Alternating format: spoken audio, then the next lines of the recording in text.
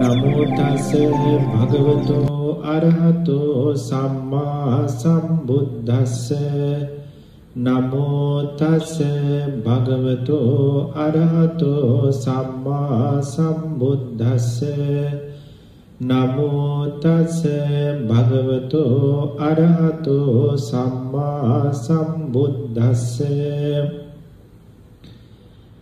තලවතුකොට ශ්‍රී ඥානාරාම භාවනා මධ්‍යස්ථානය හා අපේ ඩුබායි ලංකාරාම භාවනා මධ්‍යස්ථානයන්හි ප්‍රධාන අනුශාසක අතිපූජනීය මිරහවත්තේ පඤ්ඤාසිරි මහා ස්වාමින් වහන්සේගෙන් අවසරයි සද්ධාවන්ත කාරුණික ගුණගරුක පින්වත්නි, තුන් ලෝකයකට සෙත සදාලන්නට ලෝකයේහි පහළ වුණු ඒ මහා කාරුණික මුනි උතුමාණන් වහන්සේ පුදුම කරුණාවකින් ලෝකයට දේශනා කොට වදාළ පෙන්වා වදාළ පරම ගම්බීර ආර්ය සත්‍ය ධර්ම හතරක් දැන ඉගෙන ගනිමින් තමයි අපි හැමදෙනාම මේ දේශනා මාලාව තුළ පසු වෙන්නේ. ඒ මොකටද? සංසාර දුක් ගිනි නිවා ගන්නට. මේ ආර්ය සත්‍ය ධර්මය අවබෝධ කිරීම හැර අපට සසර දුක් ගිනි නිවන්නට වෙන ක්‍රමයක් නැහැ. සමත විපස්සනා භාවනා වැඩිම සීලයෙන් සීල සමාධි ප්‍රඥා විමුක්ති මාර්ග ඥාන සම්පූර්ණ කිරීම වශයෙන් මධ්‍යම ප්‍රතිපදාව පිරීම වශයෙන් අරි අටකි මඟ වැඩිම වශයෙන් සතර සතිපට්ඨාන ධර්ම වැඩිම වශයෙන් මේ ආර්ය සත්‍ය ධර්මය කොහොම හරි අවබෝධ කරගන්නම වෙනවා අපට මේ සංසාර සාගරයෙන් එතර වෙන්න නම්. ඒ හැර වෙන අපට ක්‍රමයක් නැහැ. මේ ඉමක් කොනක් නොපෙනෙන සංසාරේ ඉන්න අපට පින්වත්නි සැප කියලා දෙයක් හම්බ වෙනවා නම් අපට අපේ මේ මිනිසත් ජීවිතය ඇතුලේ බලපුවාම සැප කියලා අපට හම්බ වෙන දේ තමයි හොඳට කෑම කන්න, ඒ වගේම හොඳ ගෙයක් දොරක්, යාන වාහන, ඒ වගේම හොඳ ලස්සන භාර්යාව, ඒ වගේම නුවණැති ලස්සන දූ දරුවෝ. ඉතින් මේ ටික තමයි පින්වත්නි මේ සංසාරේ දිව්‍ය ලෝකෙක ගියත් මනුස්ස ලෝකෙක හිටියත් අපි කොච්චර ඉහළම තැනකට ගියත් එයින් එහා දෙයක්, ඊට වැඩියේ ලස්සන විසිතුරක්, ඊට වැඩියේ සැපතක් මේ ලෝකෙ කොතනකවත් ආය මේ සංසාර ගමනේ අපට හම්බ වෙන්නේ නැහැ. සක්විති රජ කෙනෙක් වෙලා ඉපදුනත් ජාති ජරා ව්‍යාධි මරණ ආදී දුක් සෝසුසුම් වලින් පිරුණු භාර්යාවක්, බිසෝවරු, දූ දරුවෝ, ඒ වගේම අර ඛණ්ඩ බොණ්ඩ අදින්න පළදින්න ඉන්න හිටින්න තැනක් තමයි හම්බ වෙන්නේ. පින්වත්නි, එයින් එහා ඊට වඩා වෙනස් විදිහේ, ඊට වැඩියේ ශ්‍රේෂ්ඨ විදිහේ සැපත මේ ලෝකේ තුන් භවයේ සසර භව ගමනේ කොතනකවත් අපට ආය හම්බ වෙන්නේ නැහැ. මේ සසර කොච්චර හිටියත් ඔය ටිකමනේ ලැබෙන්නේ. එයින් එහා සැපතක් ගැන අපි අහලා නැහැ අතීතේ, අනාගතේ අපට අහන්න ලැබෙන්නේ නැහැ. මේ වර්තමාන ලෝකයේ තුල ඔය ටිකට යහින් සැපතක් ඇත්තෙත් නැහැ. එතකොට අපි මේ පින් දහම් කරලා සංසාරේ සුගති ලෝකවල උපන්නත් අපට ලැබෙන්නේ ඔය ටිකමයි.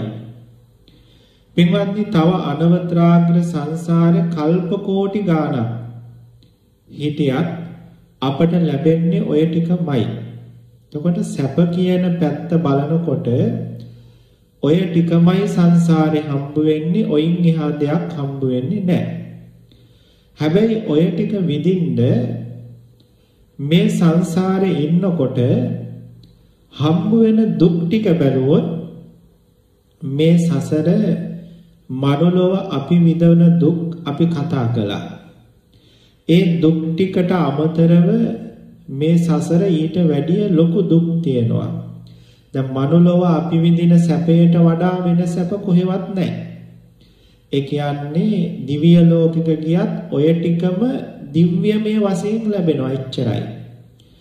හැබැයි මේ මනුස්ස ලෝකේ අපි විඳින දුක් වලට වඩා රුදුරුද භයානක වූද දුක් වේදනාවලින් පිරි ලෝක තව තියෙනවා. පින්වත්නි සතර අපායවල වල ඒ වගේම මේ මනුස්ස ලෝකවල මේ සංසාරේ අපිට විඳින්න තියෙන දුක් අනන්තයි. හැබැයි ජීවිතේ සැප පැත්ත බලපුවාම මේ සසර අර ටිකමයි අපට කොච්චර හිටියත් හම්බ වෙන්නේ. ඉතින් ඒ හැම දෙයක්ම මේ ජීවිතෙත් ලැබපු අපිට තේරෙනවා ඒක ලැබුවා කියලා එතන මේසා දුකක් විඳගෙන මේ සංසාරේ ඉන්න තරම් දෙයක් එතන නැහැ කියන කාරණාව. සතර අපායවල වල ඉපදිලා කල්ප ගණන් ගිනිවල පිච්චි අමුවේ අපිව මරාගෙන වෙන සත්තු කනකොටේ විඳින දුක්, අමුවේ ඇඟ පුච්චගෙන තව සත්තු වට වෙලා කනකොට විඳින දුක්, ඒ වගේම අපි මනුලව ඉගෙනගත්තු ජාති ජරා ව්‍යාධි මරණ ආදී දුක්, මේසා දුක්ගිනි කඳක් විඳගෙන මේ සසර හිටියට අපට හම්බ වෙන්නේ අර සැප ටික විතරයි. එතකොට ඒ සැප ටිකක් ලබන්න මේසා දුකක් විඳගෙන මේ සංසාරේ ඉදීමේ ඇති තේරුමක් නැහැ. මේ සසර කොච්චර අපි ඉපදුනත් මනුලෝ උපන්නොත් කෙල සොටු සෙම් මල මුත්‍රා දාඩිය කඳුළු තියෙන ලස්සනයි කියලා අපට හැඟෙන විසිතුරු උපාසක අම්මලා දරුවෝ අපට ඇසුරු කරන්න ස්පර්ශ කරන්න හම්බ වෙනච්චරයි. ඒ වගේම අපට කොච්චර තිබ්බත් බඩ පිරෙන කල් කෑම ටිකක් විතරයි කන්න පුළුවන්. එයින් එහා දෙයක් බෑ. ඒ වගේම මේ කයේ කොච්චර ලොකු මාලිගා හදලා තිබ්බත් අඩි 6ක් වගේ තැනක් තමයි මේ කය ඉන්දවන්න සැතප්පවන්න ඕන වෙන්නේ. එයින් එහා දෙයක් ස්පර්ශ කරන්න බෑ. පින්වත්නි එතකොට මේ සංසාර භව ගමනේ අපි මේසා දුකක් විඳගෙන මේ කියන දේ ලබන්න ඉඳීමේ ඇති තේරුමක් නැහැ.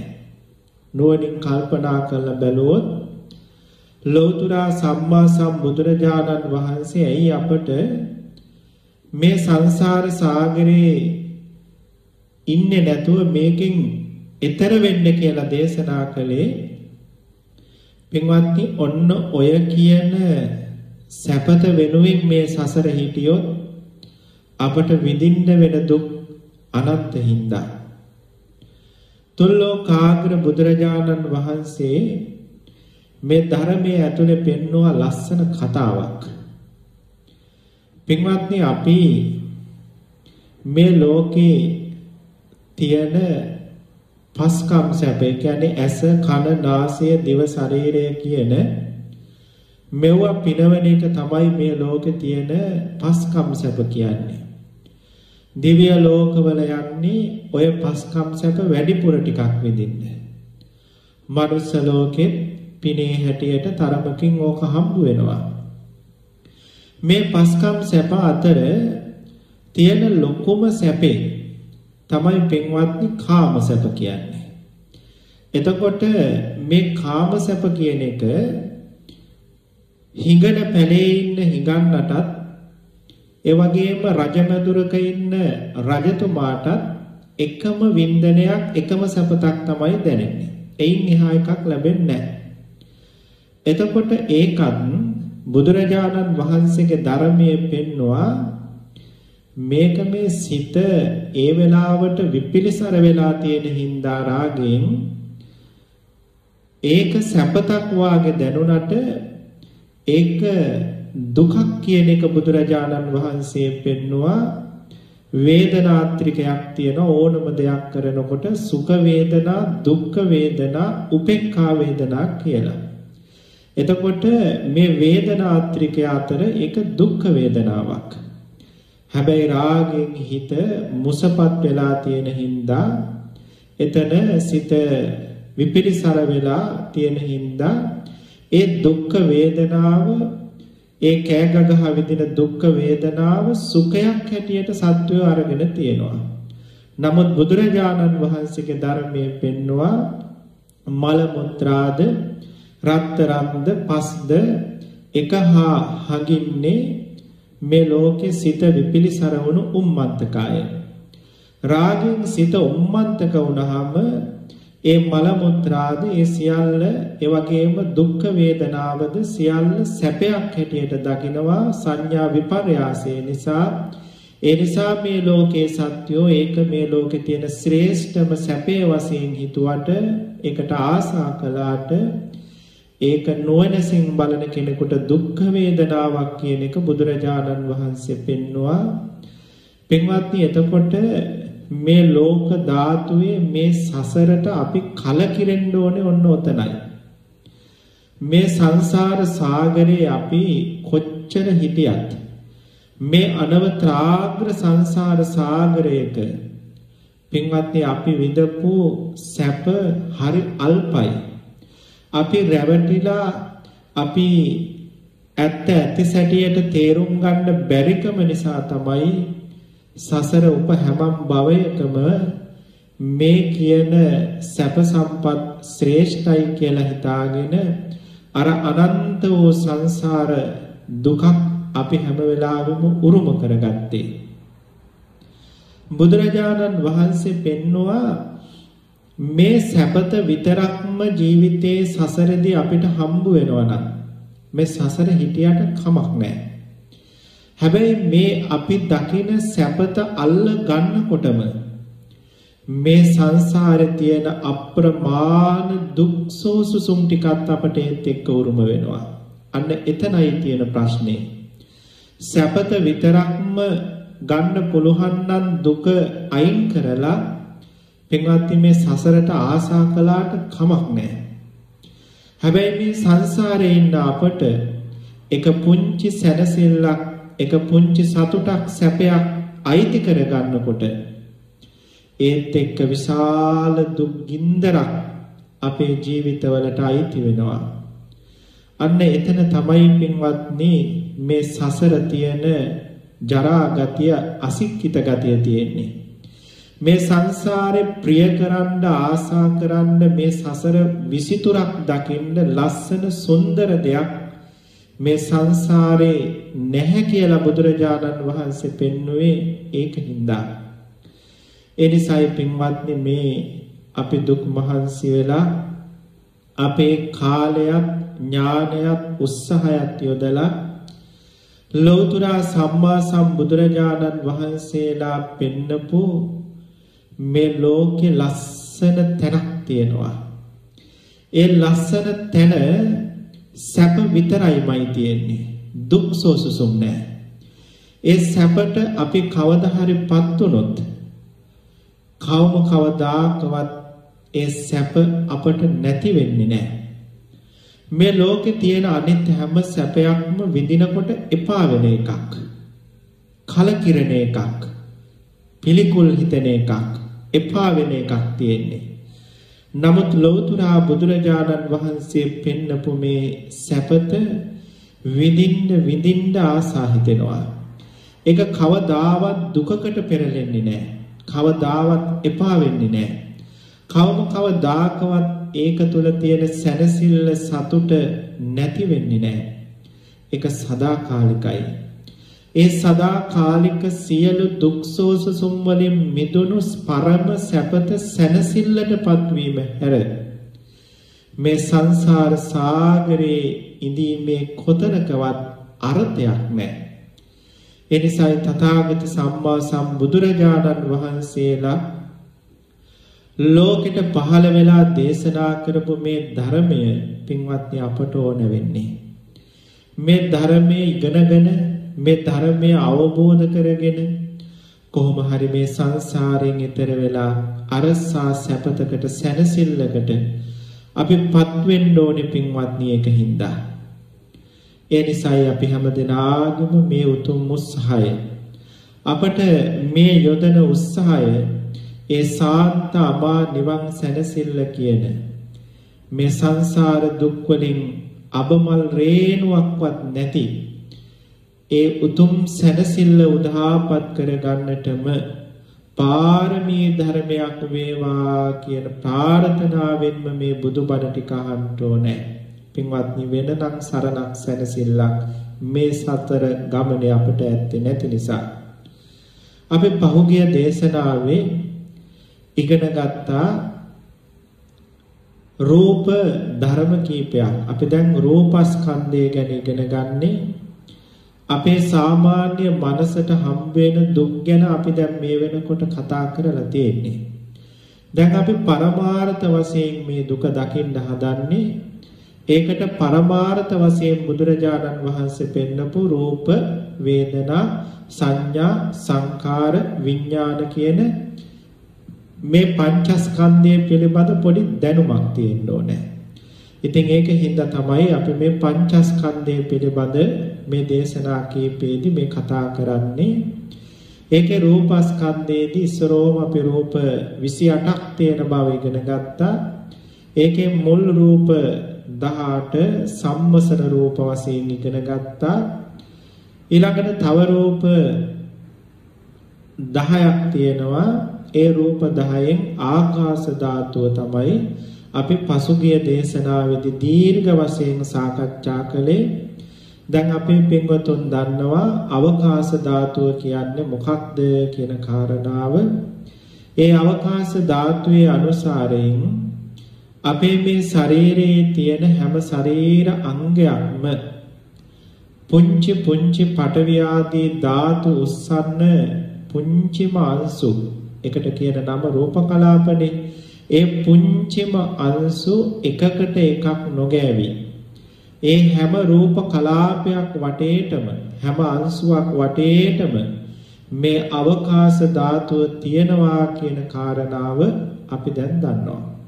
හරියට හාල් ලැටයක පිටි වාගේ, හාල් ගෝණියක හාල් වාගේ, අහසේ පියාඹන මීමැසි රංචුවක් වාගේ අපේ මේ ශරීරය ලොකු කරලා බලන කණ්ණාඩියකින් බැලුවොත් එකකට එකක් වෙන් වෙලා අවකාශ ධාතුවක් තුල තියෙන පුංචි පුංචි අංශු ගොඩක් තමයි අපට දකින්න හම්බ වෙන්නේ. පින්වත්නි එතකොට දැන් අපි සිතින් මේ කියන කාරණාව මවා ගන්න ඕනේ. ඒ කියන්නේ සිතින් පින්තූර මවාගෙන බලන්න ඕනේ.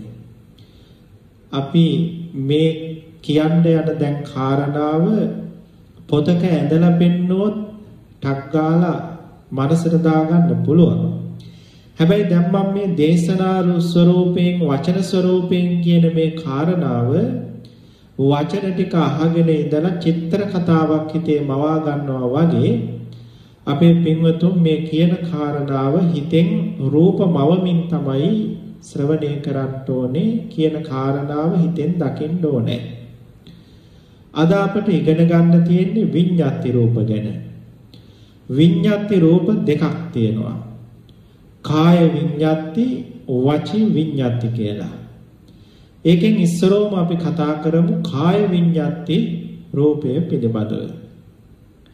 පින්වත්නි මේ කාය විඤ්ඤාති රූපය ගත්තාම කාය විඤ්ඤාති රූපය තේරුම් ගන්න ඕනේ ශරීරයේ සිදුවෙන ක්‍රියාවක් අනුසාරයෙන්.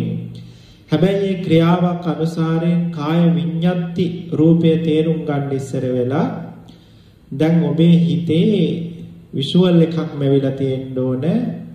තමන්ගේ ශරීරයේ අතක් හරි කකුලක් හරි අවකාශ ධාතුවෙන් වටවුණු පුංචි පුංචි අංශ සමූහයකින් මේ අතේ හැඩයට මේ අත හෝ කකුල කොහොමද මේ අවකාශ ධාතුව තුළ පවතින්නේ කියන කාරණාව.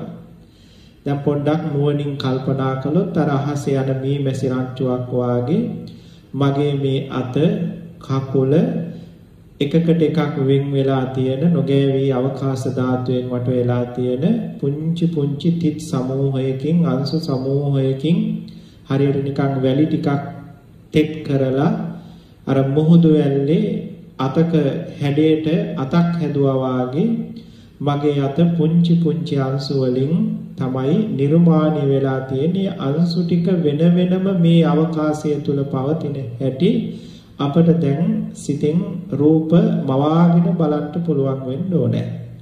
අන්න එහෙම රූපයක් හිතේ මවාගෙන මේ කියන කාරණාව හොඳට අහගන්න ඕනේ. මේ කාය විඤ්ඤාති රූපය ගැන කියලා දෙන්න ඉස්සර වෙලා අවකාශ රූපය ගැන කියලා දුන්නේ ඒ විසුවල් එකේ ඒ දර්ශනය ඔබේ සිතේ මවා ගන්න ඕන හින්දා.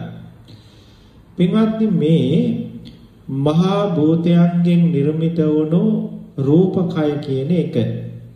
ඒ කියන්නේ අපේ මේ ශරීරය කිසිවක් කරගන්න බැරි තබපු තැන තබපු විදිහටම හෙලවෙන්නේ නැතුව තියෙන පණ නැති දෙයක්.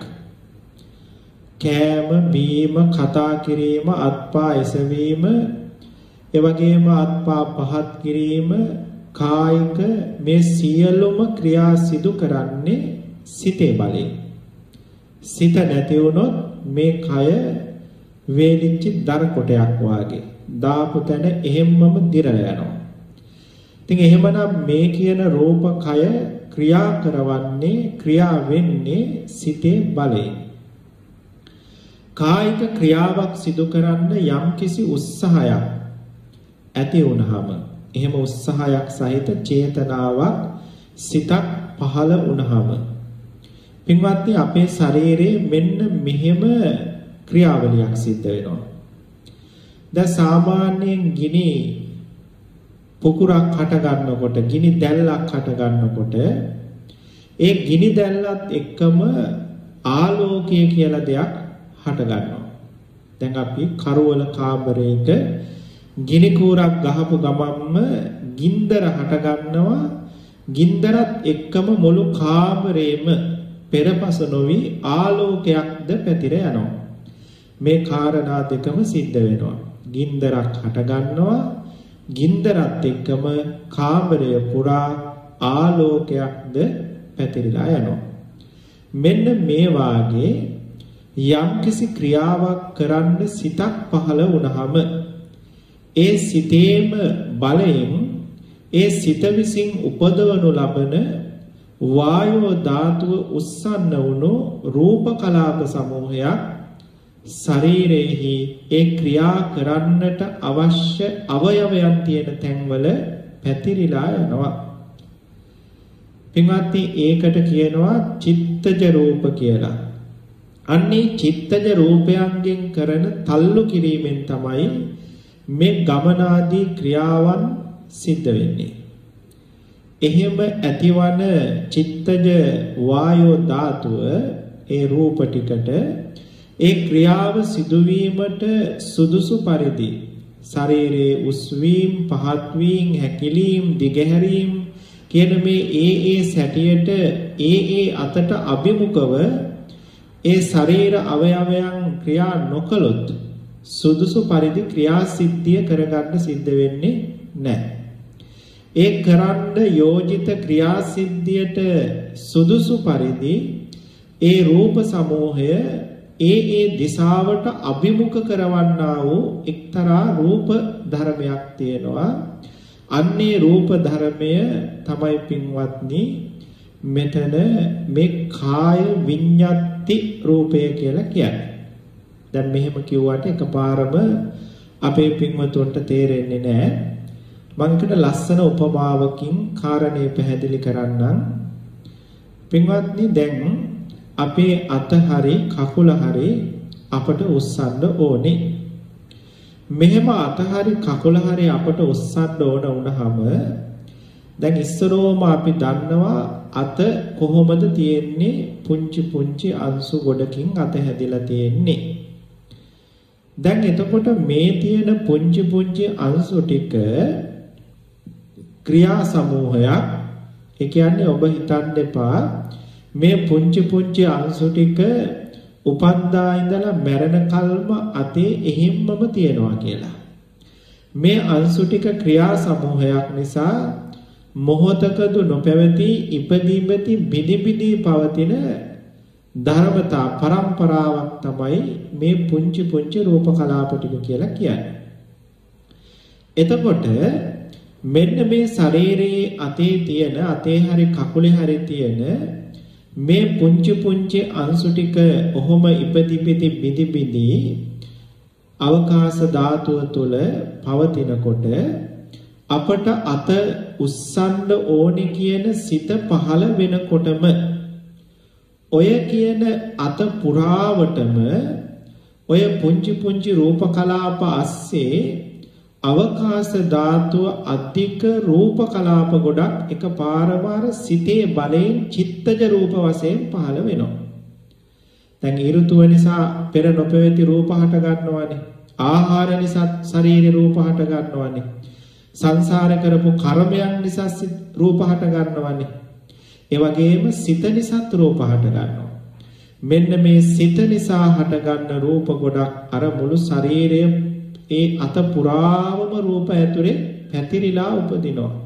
ගිනි කුහුර ගහනකොට ආලෝකයක් කාමරයේ පුරා පැතිරිලා ගියා වාගේ ගින්නත් එක්ක අර සිතත් එක්කම අර වායෝ ධාතු උස්සන රූප ගොඩාක් ඒ ශරීර අංගය පුරාවටම පැතිරිලා උපදිනවා. පින්වත්නි දැන් මෙන්න මෙහෙම උපන්නහම ඒ රූප කලාප ටික දැන් ඉපදි බිදිනේ පවතින්නේ. දැන් මේක හිතෙන් මවා ගන්න. එතකොට තේරෙනවා දැන් මේ අතේ තියෙන පුංචි පුංචි අංශු ටික ඉපදි බිදි පවතින්නේ. දැන් ඒවා එක තැන තියෙනවා. දැන් අත උස්සන්න ඕන කියන සිත පහළ වෙනකොට ඒ රූප අංශු පුරාවටම ඒ හැමතැන මුළු අත පුරාම අර අවකාශ ධාතුව තුල වායෝ ධාතු උස්සන්න පුංචි රූප කලාප ගොඩක් පැතිරිලා යනවා. ඒ රූප කලාප ටික පැතිරිලා ගියාම දැන් වෙනදා ඉපදි එතනම නැවත පහළ වුණු රූප කලාප අර වායෝ ධාතුවේ රූප කලාපයන් හින්දා ඒ සැහැල්ලු භාවයේ හින්දා ආපහු උඩින් පහළ වෙනවා. ඒක ගොඩාක් උඩින් නෙවෙයි අපට හිතා ගන්නවත් බැරි තරම් පින්වත්නි පොඩ්ඩක් උඩින් පහළ වෙන්නේ. එතකොට අපට අත පොඩ්ඩක් උඩට ඉස්සුනා කියන දැනීමට එනකොට කෝටි ප්‍රකෝටි වාර ගණනින් නැවත බිදි උඩින් රූප කලාප ටික පහළ වෙනවා. ඒ සිද්ධිය බොහෝ වෙලාවක් සිද්ධ වුණාම තමයි අත පොඩ්ඩක් උඩට එනවා කියන එකක් අපට දැනෙන්නේ. පින්වත්නි එතකොට මෙන්න මේ පැතිරෙන වායෝ රූප කලාප ටිකට අත උඩටද උස්සන්න ඕනේ නැත්නම් අත පහළට දරයි යන්න ඕනේ කියන එක දන්නේ නැහැ. අත උඩ අතට නම් උස්සන්න සිත පහළ වුණේ යම්කිසි ශක්තියක් යම්කිසි බලයක් විසින් අර වායෝ රූප කලාප ටික උඩ අතට අභිමුඛ කරලා තමයි පහළ වෙන්නේ. එහෙම තල්ලු කරන බවක් මෙහෙවන බවක් තියෙනවා. අන්නේ තල්ලු කරන මෙහෙවන බවන තමයි කාය විඤ්ඤාති රූප කියලා කියන්නේ. කාය විඤ්ඤාති රූප කියලා කියන්නේ. එතකොට අන්‍ය චිත්තජ රූපයන් හා බැඳිලා සිත හා ඉපෙදලා ඒ රූප පිණ්ඩය මෙහෙवला සිතත් එක්කම නිරුද්ධ වෙන ස්වභාවයක් පින්වත්නි මෙන්න මේ කාය විඤ්ඤාති රූපේ තියෙනවා. ඒක හරියට උපමාවක් පෙන්වුවොත් වාහනයක සුඛානුභවයි. දැන් අපි වාහනයක් ගමන් කරනකොට වාහනේ ගමන එකක්, ඒ ගමන අවශ්‍ය දිහාවට අභිමුඛ කරන එක තව එකක්. අපි යම්කිසි ගමනක් යනකොට වම් අතට අභිමුඛ කරන්න ඕන නම් වාහනේ වම් අතට එකපාරක් හැරෙව්වහම ඊට පස්සේ හරවපු පැත්තට දිගට යනවා. ඒ වගේ මේ කාය විඤ්ඤාති රූපයෙන් අර අතේ තියෙන රූප කලාප උඩ පැත්තට තල්ලු කළාම අර රූප පරම්පරාව ඉපදි බිදි නැවත උඩින් පහළ වෙමින් මේ අත උඩට ගමන් කිරීම කියන ක්‍රියාවලිය සිද්ධ වෙනවා. මෙන්න මෙහෙම මේ යම් කිසි මාංශ පේශියක් හැකිලෙන්න, දිගෑරෙන්න, ඒ වගේම නහර වැල්තිවල තියෙන ලේ ධාතුව ඉදිරියට තල්ලු වෙන්න, හෘද වස්තුවේ තියෙන කුටීර ඇකිලෙන්න, මේ හැම තැනම තියෙන රූප කලාප ඒ සුදුසු දිහාවට තල්ලු කිරීම සිද්ධ කරන්නේ මෙන්න මේ කාය විඤ්ඤාති කියන රූපයෙන්. පින්වත්නි, මේක හරි සරලව පැහැදිලිව තේරුම් ගන්න පුළුවන් එකක් රූප සටහනක් මගින් පෙන්වුවොත්.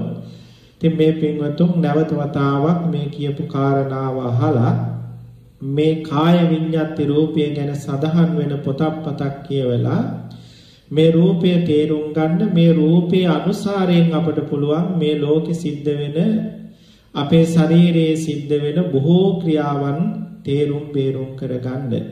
සත්වයේ පුද්ගලයෙක් කරනවා නෙවෙයි, සිතක බලයෙන් උපදින කාය විඤ්ඤාති රූපයෙන් මේ ශරීරයේ ක්‍රියා සිද්ධ වෙනවා.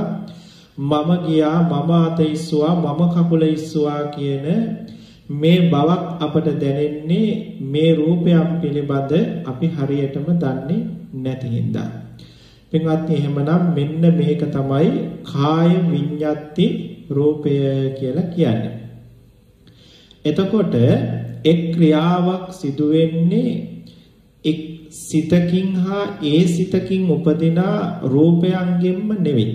එක ක්‍රියාවක් සිද්ධ වෙන්නේ. එක ක්‍රියාවක් සිද්ධ වෙන්න සිත් සමූහයක් වගේම රූප සමූහයක ක්‍රියාවලියක් සිද්ධ වෙනවා. දැන් අපේ පින්වතුන්ට තේරෙන්න ඇති මම අර කකුල පිළිබඳ කියපු කතාවෙන්. පින්වත්නි, දැන් අපට ගමන කියන ක්‍රියාවලිය සිදුවීමේදී එක සිතකින් උපදින වායෝ ධාතුවෙන් පය එසවෙනවා. තවත් සිතකින් උපදින වායෝ ධාතුවෙන් පය ඉස්සරහට යනවා. තවත් සිතකින් උපදින වායෝ ධාතුවෙන් පය පොළොව පැත්තට පහත් කිරීම සිදු කරනවා. ඒ වගේම තව සිතකින් උපදින වායෝ ධාතුවෙන් පය පොළොවේහි තැබීම සිද්ධ කරනවා. තවත් සිතකින් උපදින වායෝ ධාතුවෙන් අනිත් පය එසවීම සිද්ධ වෙනවා. ඒ වගේම තවත් සිතකින් උපදින වායෝ ධාතුවෙන් ඒ පය ඉදිරියට යැවීම සිද්ධ වෙනවා. ඒ වගේම තවත් සිතකින් උපදින වායෝ ධාතුවෙන් තමයි ඒ පය පහත් කිරීම සිද්ධ වෙන්නේ. මෙහෙම බොහෝ සිත් වලින් හරි හා ඒ වගේ උපදින වායෝ ධාතුවෙන් තමයි ගමන සිදුවන සැටියට මේ ශරීරේ අංග ක්‍රියාත්මක වෙන්නේ. ඉතින් ඒක තේරුම් ගන්න ඕනේ. මෙහෙම එක සිතක් කියලා කිව්වට පින්වත්නි, පය ඉස්සරහට යැවීමට ක්‍රියා චිත්ත වීති දහස් ගණනක් සිද්ධ වෙනවා. රූපත් බොහෝ ගණනක් උපදිනවා. ඒවා ඊටා වේගයෙන් සිද්ධ වෙන නිසා අපට ඒවා තේරුම් ගන්න, දැනගන්න පුළුවන් කමක් නැහැ. නමුත් මහා පුදුම වේගයකින් ඒ ක්‍රියාවලිය සිද්ධ වෙනවා. අපේ මේ ශරීරයේ තියෙන එකම අංශුවකටවත් ගමන් කරන්න පුළුවන් කමක් නැහැ. අපි අත උස්සනවා, කකුල උස්සනවා කියලා කිව්වට ඒ කයේ තියෙන, අතේ තියෙන පුංචි අංශු එකක්වත් පොඩ්ඩක්වත් හෙලවෙන්නේ නැහැ එහාට මෙහාට. ඒ තියෙන රූප අංශුව එතනම නිරුද්ධ වෙලා ඒ පරම්පරාවේ අගින් පහළ වෙන ඊළඟ රූප අංශුව පොඩ්ඩක් උඩින් පහළ වීමක් වෙන්නේ. ඒක එතනම නිරුද්ධ වෙලා ඊළඟ රූප අංශුව, රූප කොට තව ටිකක් උඩින් පහළ වීමක් සිද්ධ වෙන්නේ. මේක අති වේගයෙන් සිද්ධ වෙන හින්දා තමයි පින්වත්නි අපට අත උඩට එසවෙනවා වාගේ එකක්. ඒ කියන්නේ පල්ලෙහ තිබපු අතම උඩට ආවා. බිම තිබ්බු කකුලම උඩට ඉස්සුවා. ඒ කකුලම ඉස්සරහට අරන් ගියා. ඒ කකුලම බිමින් තිබ්බා වාගේ අපට තේරෙන්නේ අපට රූප කලාපයන්ගේ වේගවත් වූ ඉපදීම බිඳීම අපේ මසසට පේන්නේ නැති නිසා.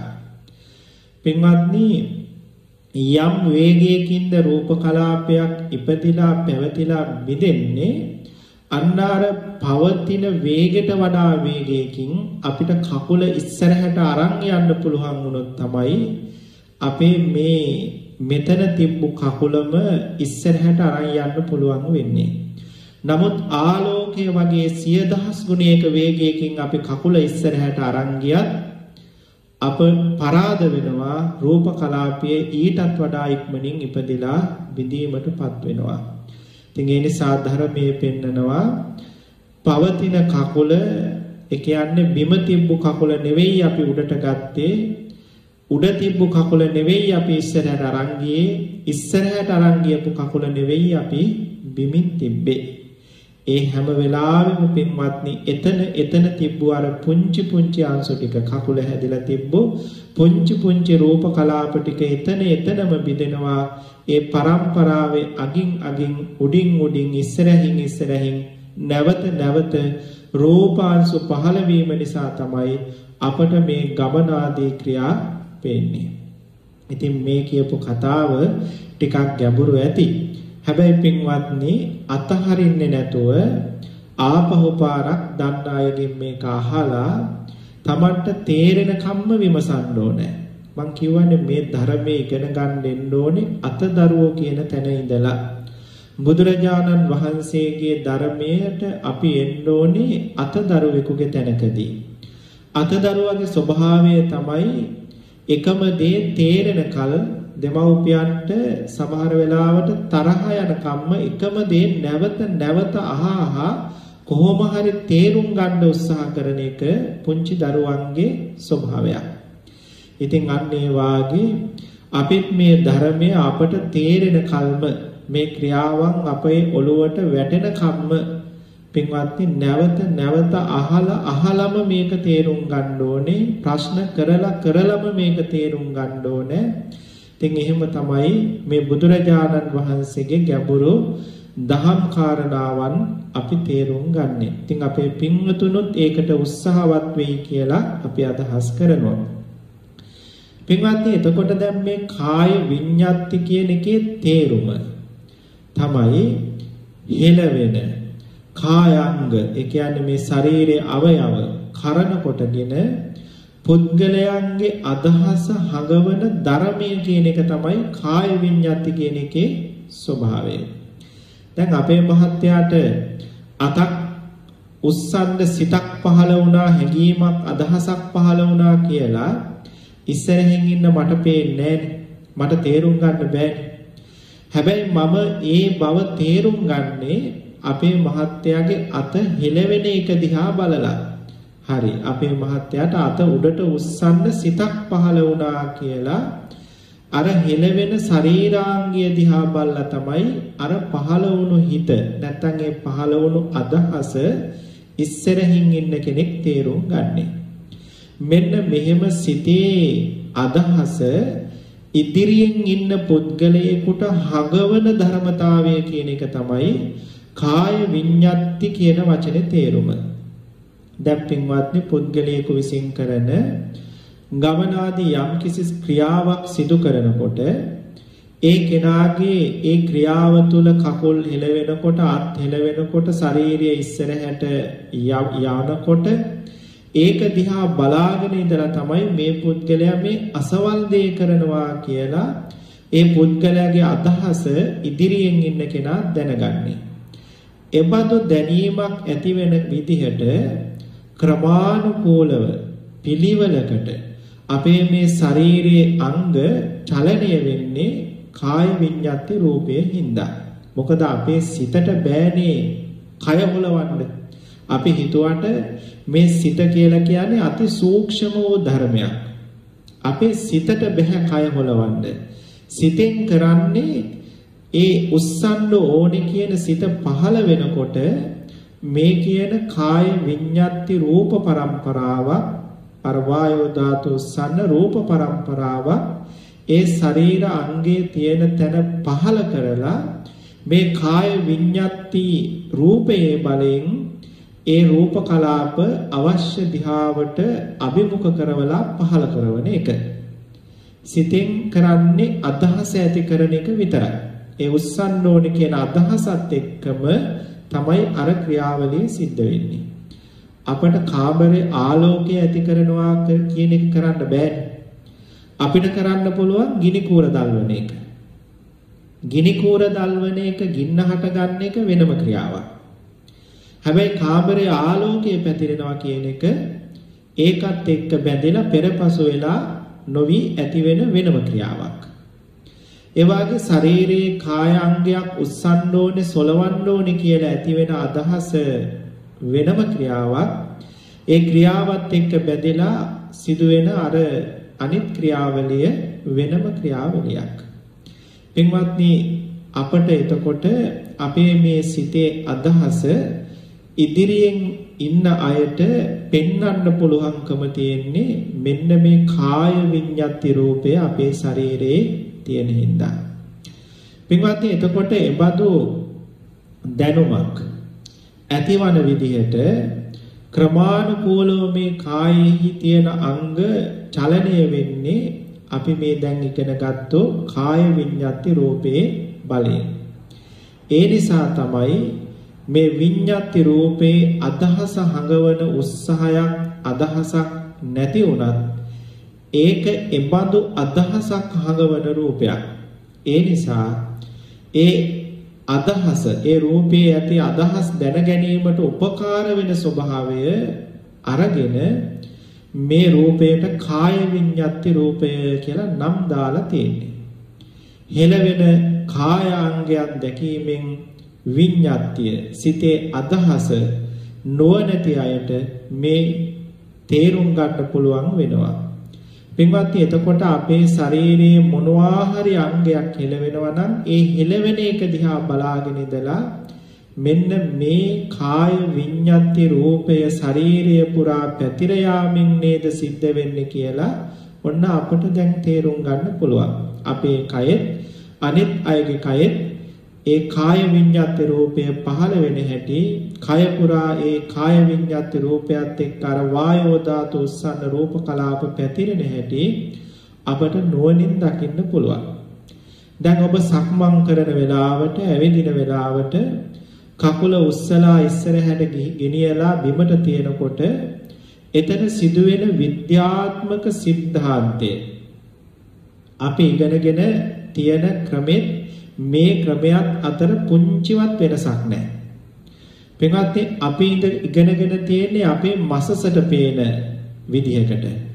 ඒ කියන්නේ අපට සිත පහළ වුණාම හෘද වස්තුවේ ලේ පීඩනයක් ඇති වෙලා මාංශ පේශි සංකෝචනය වෙලා මෙහෙම අපට කකුල උස්සන්න පුළුවන් වුණා කියන තැනක් විතරයි අපි දන්නේ. එතනින් එහාට අපි දන්නේ නැහැ. ලෞතර සම්මා සම්බුදුරජාණන් වහන්සේ පෙන්නවා හෘද වස්තුව සංකෝචනය වෙන්නේ කොහොමද? මාංශ පේශිය සංකෝචනය වෙන්නේ කොහොමද? ඒ වගේම ඒ සිතත් එක්කම රුධිර ධාරා ගලන්නේ කොහොමද? ඒ රුධිර ධාරා හැදිලා තියෙන පුංචි පුංචි ආපෝ ධාතු උස්සන්න රූප කලාප පරම්පරා වශයෙන් බිදි බිදි ඒ ක්‍රියාවට අවශ්‍ය විදියට ඉදිරියට ගලන්නේ කොහොමද? මෙන්න මේ කතාව ලෞතර බුදුරජාණන් වහන්සේ පෙන්වුවා. එතනින් එහාට ආය හොයන්න දෙයක් නැහැ. බුදුරජාණන් වහන්සේගේ තියෙන සියුම්ම තැනට යන කම්ම පෙන්වුවා. අවසානයේදී ඒ ක්‍රියාව කරන කෙනෙක්වත් වෙච්ච ක්‍රියාවක්වත් උස්සපු කකුලක්වත් අතක්වත් අපට හම්බ වෙන්නේ නැහැ කියන තැනකට යන කම්ම ලෞතර බුදුරජාණන් වහන්සේ මේක බෙදලා පින්වත්නි අපට පෙන්වුවා.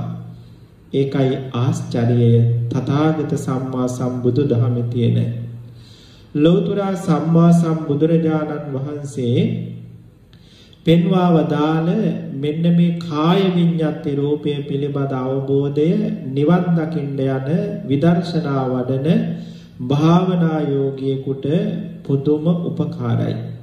ඒ නිසා ආකාශ ධාතුවයි කාය විඤ්ඤාති රූපයයි කියන දෙක ඉගෙන ගන්න කවදා හරි සක්මන් භාවනාවේ නිවන් දකින්න බලාපොරොත්තු වෙනවා නම් ඒ වගේම ශරීරයේ සිදුවෙන කායානුපස්සනා භාවනාවක අනුසාරයෙන් නිවන් දකින්න බලාපොරොත්තු වෙනවා නම් ඒ වගේම ආස්වාස ප්‍රාස්වාස හුස්ම රැල්ල දිහා බලාගෙන ඉඳලා ඒක විදර්ශනාවට නම් බලා නිවන් දකින්න බලාපොරොත්තු වෙනවා නම් මොනියම්ම ක්‍රමයකින් හෝ මේ ශරීරයේ සිදුවෙන ක්‍රියාවන් දිහා බලලා තත්ත්ව පරිදි ඒක අවබෝධ කරගෙන ඇති සැටියට දැනගෙන නිවන් දකින්න බලාපොරොත්තු වෙනවා නම් මේ කාය විඤ්ඤාති රූපයත් අවකාශ ධාතුවත් පිළිබඳ හසල දැනුමක් ඔබ සතුව තිබිය යුතුයි. ඉතින් ඒක නිසා පින්වත්නි මේ රූපයන් වල නම් හොඳට මතක තියාගෙන මේ කාය විඤ්ඤාති රූපය කියන්නේ මොකක්ද? මේකෙන් කොහොමද මේ ශරීරය හොලවන්නේ? දැන් අපි ඉගෙනගෙන තියෙන විද්‍යාවේ කතන්දරෙත් එක්ක මේක ගැලපෙන්නේ කොහොමද? අතක් උස්සන වෙලාවට අතේ තියෙන මාංශ පේශි ටික සංකෝචන වෙනවා විතරක් නෙවෙයි. හෘද වස්තුවත් ඒකට අනුරූපීව හැකිලෙන්න ඕනේ. ඒ වගේම ලේ ධාතුවද ගලන්න ඕනේ. ඒකේ ප්‍රෙෂර් එකද වැඩි වෙන්න ඕනේ. ඒ වගේම ස්නායු පද්ධතිය දෙයට අනුරූපීව වැඩ කරන්න ඕනේ. මේ කියන සියලු ක්‍රියා ටික මේ කියන කාය විඤ්ඤාති රූපේ සිද්ධ කරන්නේ කොහොමද කියන කතාව පින්වත්නි අපි ඉගෙන ගන්න ඕනේ මේ ධර්මයේ අනුසාරයෙන් දැනගන්න ඕනේ. තථාගත බුදුරජාණන් වහන්සේ අපට ඒක පෙන්වුවා. ඉතින් අපේ පින්වතුනොත් ජීවිතයේ මේ දේ අපි ඉගෙන ගත්තොත් පින්වත්නි අපිට අර කියපු සසර දුකෙන් නිදහස් වෙන්න පුළුවන්. මේ ලෝකේ තියෙන වෙන මොනම විද්‍යාවක් ඉගෙන ගත්තත් අපට සංසාරයෙන් ගැලවෙන්න බෑ. හැබැයි බුදුරජාණන් වහන්සේ මේ පෙන්නපු දේ ඉගෙන ගත්තොත් අපට සසරින් ගැලවෙන්න පුළුවන්. මොකද පින්වත්නි අපට මේ ලෝකේ සාර වශයෙන් ගන්න දෙයක් මේ බුදුරජාණන් වහන්සේ පෙන්නපු ක්‍රමයට නුවණ මෙහෙवला බලනකොට ආය හම්බ වෙන්නේ නැහැ. මේ ලෝකේ තියෙන ඇත්තක් පෙන්වුවේ තථාගත බුදුරජාණන් වහන්සේ පෙන්නුවත් නැතත් මේ ලෝකේ සිද්ධ වෙන්නේ මේ ඇත්ත. ඒ නිසා පින්වත්නි මේක කාටවත් බොරු කරන්න බෑ. අපි මේ ආර්ය සත්‍ය ධර්ම කතාවේදී මුලින්ම ඉගෙන ගත්තා. බුදුරජාණන් වහන්සේ යමක් දුකයි කියලා පෙන්වුවා නම් ඒක මේ ලෝකෙ කිසිදු කෙනෙකුට වෙනස් කරන්න පුළුවන් කමක් නැහැ. ඊට වැඩිය දෙයක් පෙන්වන්න පුළුවන් කමකුත් නැහැ. මොකද තුන් කල් දක්නා සියල්ල දක්නා සර්වඥ සම්මා සම්බුදු කෙනෙකුයි මේ වචන ටික මේ කතාව දේශනා කළේ. මේ විඤ්ඤාති රූපය, ඒ වගේම මේ අවකාශ රූපය, මේ වගේ මේ ශරීරයේ සිදුවෙන ක්‍රියාවන් පෙන්වා වදාළේ. ඒ නිසා හැමදෙනාම බුද්ධ ගෞරවයෙන්, ධර්ම ගෞරවයෙන් මේ උතුම් ගැඹුරු ධර්මයන් පිළිබඳ හොයන්න. ඒකේ තියෙනවා අමුතුම රසයක්. ඒකට කියනවා අර්ථ රස, ධර්ම රස, නිරුක්ති රස, ප්‍රතිභාන රස කියලා. මේ ගැඹුරු ධර්මයේ හොයනකොට ඒකේ තියෙනවා අමුතු රසයක්. ඒ වෙන කිසිවක් නෙවෙයි. මේ ලෝකේ ඇත්ත තේරෙනවා, මුලාව තේරෙනවා. අනේ මම කොච්චර මුලා වෙලා හිටියද කියලා අර අපි වැරදිවට දන්න දෙයක් හරියට දැනගත්තාම රැවටිලා ඉඳලා එකපාර මේ රැවටිලා හිටියා කියලා තේරිලා ඇත්ත දැනගන්නකොට ලැබෙන සතුට වාගේ 100,000 ගුණයකින් ලොකු සතුටක් මේ බුදුරජාණන් වහන්සේගේ ගැඹුරු ධර්මය ඉගෙන ගන්නකොට, අධ්‍යයනය කරනකොට, හොයනකොට පින්වත්නි අපට ලැබෙනවා. ඉතින් මේ ධර්මය හොයන ගමන් දන් දෙන්න ඕනේ, සිල් ගන්න ඕනේ, භාවනා කරන්න ඕනේ, වැඩිහිටි උපස්ථාන කරන්න ඕනේ, බුද්ධ උපස්ථාන, සංඝ උපස්ථාන සිද්ධ කරන්න ඕනේ, දුගී මගේ අසරණ යාචකාදීන්ට පිහිට වෙන්න ඕනේ, තිරිසන් සතෙකුට පවා පිහිට වෙන්න ඕනේ, මෛත්‍රී ආදී ගුණ දියුණු කරන්න ඕනේ. ඉතින් මේ ඔක්කොම දියුණු කරගෙන වඩාගෙන පුළුවන් හැම ගුණයක්ම ජීවිතයට එකතු කරගෙන යනකොට තමයි කවදා හරි මේ ධර්මය අපට ප්‍රත්‍යක්ෂවම වැටහෙන්නේ. ඉතින් අපේ පින්වත් හැම දෙනාටම ඒ පිණිස අද මේ දේශනා කළා වූ ධම් දේශනාව, ධම් කරුණු හේතු උපකාර වේවා කියලා අපි මෙසිතෙන්ම ආශිර්වාද කරනවා. අද මේ උතුම් ධර්මය ශ්‍රවණය කරලා ජනිත කරගත් උතුම් කුසලයේ අපේ ගෞරවනීය මිරහවත්තේ පඤ්ඤාසිරි ලොකු ස්වාමීන් වහන්සේට අනුමෝදන් වේවා. ස්වාමින් වහන්සේ නිදුක් වේවා නිරෝගී වේවා සුවපත් වේවා සසුන් ගුණ පිළිවෙත් පුරා නිවන් පුර වඩින්නට මේ පින් හේතු උපකාර වේවා කියලා අපි මෛත්‍රියෙන් පින් දෙනවා. ඒ වගේම සියලු මහා සගරුවනට සසුන් කෙත බබළුවා නිවන් පුර වඩින්නට මේ පින් හේතු උපකාර වේවා කියලා අපි මෛත්‍රියෙන් පින් දෙනවා. ඒ වගේම විශේෂයෙන්ම නොබෝ දවස අපවත් වී වදාළ එරාමඤ්ඤ මහනිකායේ මහා උපාධ්‍ය නාපානේ මහා නායක ස්වාමින් වහන්සේට මේ උතුම් පින් අනුමෝදන් වේවා. ස්වාමින් වහන්සේ පැතු අධිතම බෝධියකින් සාන්ත නිවන් පුරම වඩින්නට මේ පින් අනුමෝදන් වේවා කියලා අපි මෛත්‍රියෙන් පින් අනුමෝදන් කරනවා.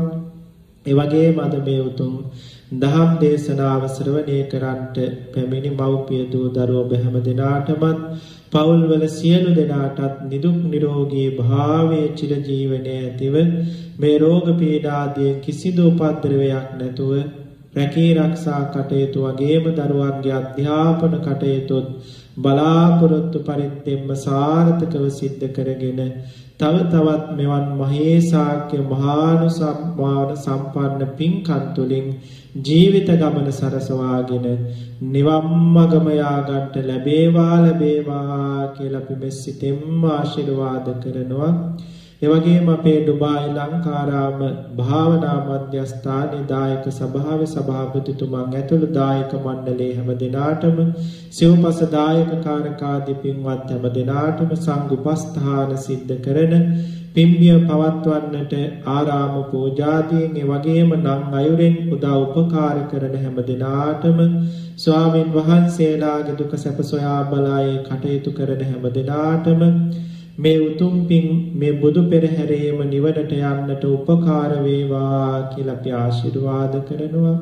අපේ මාතෘ භූමියටත් අපි ජීවත් වෙන මේ දේශයටත් මුළු මහත් ලෝකයටත් මේ රෝග ව්‍යසනයෙන් ඉක්මනට මාත මිදලා හැමදෙනාගේම සිතුම් පැතුම් බලාපොරොත්තු මුදුන්පත් කර ගන්නට ලැබේවා කියන මෛත්‍රී සිතත් ඇතිව දැන් අප නමින් මිය පරලොව ගිය අපේ ඥාතීන්ටත් අහස පුරා වැඩ ඉන්න දිව්‍ය රාජ මණ්ඩලයටත් අපි රැස් කළා වූ පින ගාථා කියලා මෙසිතෙන් අනුමෝදන් කරමු.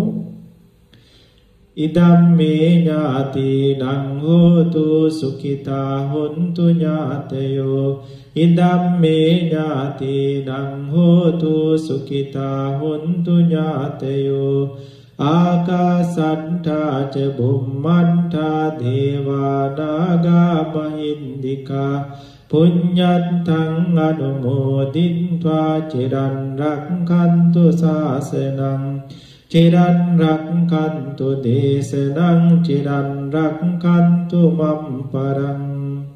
හොඳයි, අද මේ උතුම් දහම් දේශනාව ශ්‍රවණය කරන්නට මේ මහා පින්කමට සජීවීව සහ සම්බන්ධ වුණු මේ පින්වත් සත්පුරුෂ මව්පිය දූ දරුවෝ හැම දෙනාටම නිදුක්ව නිරෝගීව පාරමී පුරා මේ ලෞතර බුදු පෙරහැරේම කිසි කෙනෙක් අත නොහැර හැම දෙනාම අමා මහ නිවන් සැනසෙල්ල දක්වාම පෙළහැදිලා සුවෙන් ඉක්මනින්ම යා ගන්නට ලැබේවා කියන මෙසිතේ මහ සගරුවන වෙනුවෙන් ආශිර්වාද අභිෂේචන පවත්වනවා වන්දනා කරගන්න. අභිවාදන සීලිස නිච්ඡං වද්ධාපචායිනෝ චත්තාරෝ ධම්මා වඩ්ඩන්ති ආයුවන්නෝ සුඛං බලං ආයුරාෝග්‍ය සම්පatti සග්ග සම්පatti මේවච අතෝ නිබ්බාන සම්පatti ඉමිනාතේ සමිඤ්ඤතු සුපති.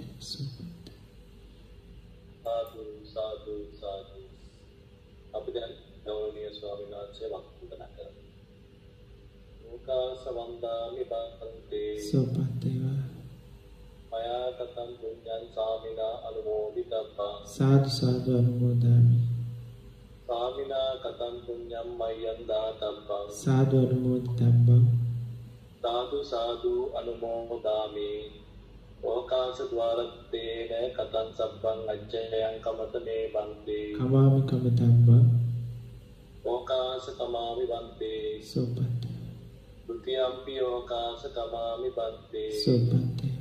Tatiyampi okasa kamami bante. Supati. Sadhu, sadhu, sadhu. Silavantan gunavantan punyakketan anuttarang dullabena mayanandang pasitong wanditung warang sariputta di teranang agatam pati patiya satta sila dayavasang buddha buddhang namamahang. Supati. Supati. Supati.